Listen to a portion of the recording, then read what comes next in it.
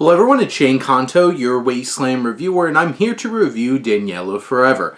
And this is a sci-fi genre-bending romance and drama from writer-director Nacho Vigalondo, who previously made Colossal, which I was a huge fan of back in 2016.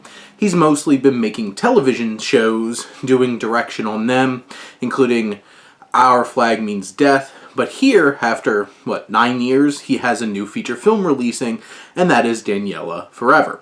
And this follows a man who he joins a sleep trial that allows him to rebuild his life with his girlfriend who died in an accident through the use of lucid dreams.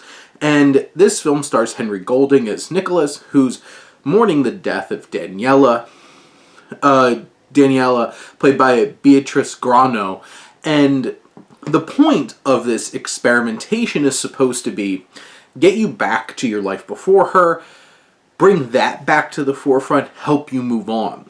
But of course, humans don't always make the best decisions, and he perseverates and engulfs himself in his memories of his life with her, which will make sure that he never lets it go, and the challenges and the shocks and the twists along the way.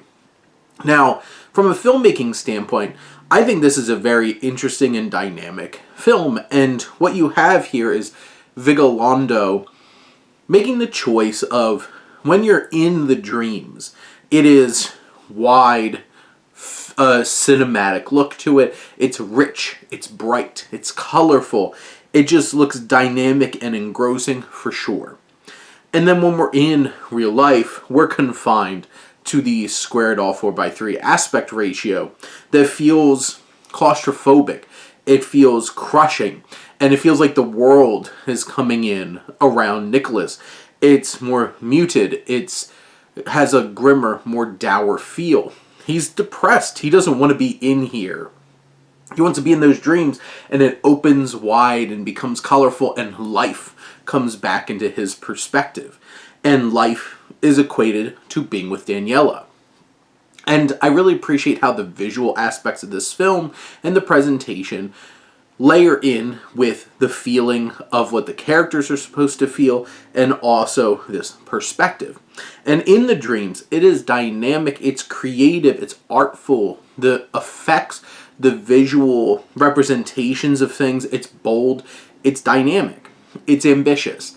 And that's one of the more interesting and compelling things about this film is that Vigalondo just goes there and creates this dreamlike world that is so engrossing.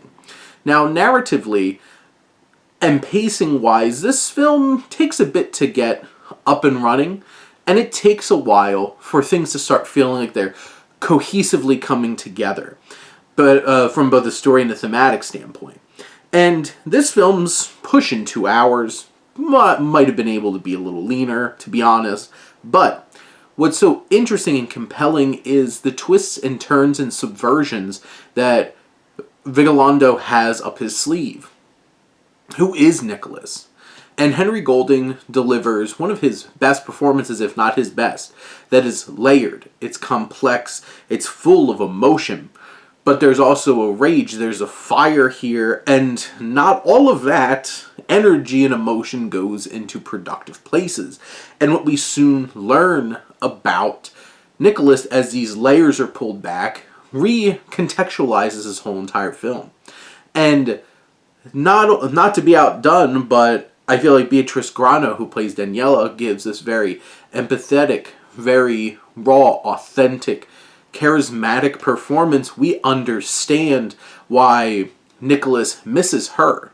And then soon we get a much more realistic and brutal perspective on what this relationship was really like. And that challenges us as the audience and challenges Nicholas as a character to confront these truths, these actualities that he is missing behind this, striking and gorgeous looking dreamlike stupor that he keeps finding himself in. And those walls start breaking down and bleeding through and what's real and what's not.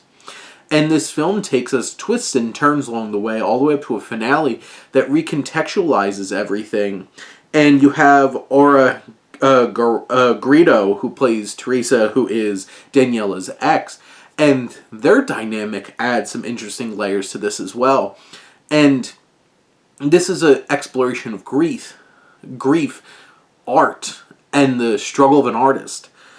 Our own things that we do in our own memories to redefine what our experiences and what our past really were and who we are as human beings. And, you can look back on a relationship and be like, I miss that. Why did we never work out? And then a lot of times the rude awakening is realizing, oh, this is why this didn't work out in the first place. And this film explores those things in a very interesting way.